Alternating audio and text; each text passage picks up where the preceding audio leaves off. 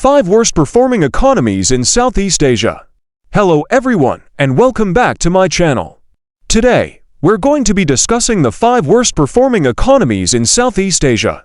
1. Laos. Laos is the worst performing economy in Southeast Asia. The country's economy contracted by 2.6% in 2022, the worst performance since 1999. The decline was driven by a number of factors, including the COVID-19 pandemic, the war in Ukraine, and the global economic slowdown. 2. Cambodia. Cambodia's economy contracted by 0.5% in 2022, the first decline since 2014. The decline was driven by the COVID-19 pandemic, which disrupted tourism and manufacturing. 3. Myanmar. Myanmar's economy contracted by 18.0% in 2022, the worst performance in the world.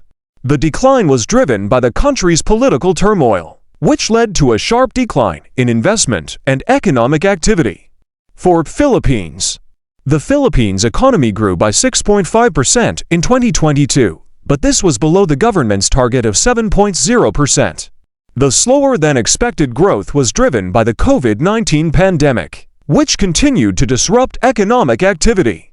5. Indonesia.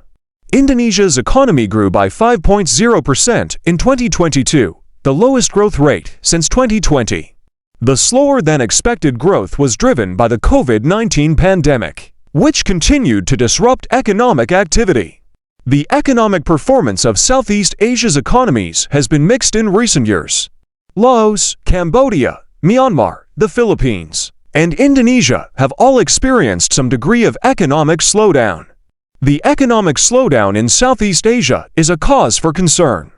It could lead to increased poverty and inequality. Governments in the region need to take steps to address the slowdown and promote economic growth.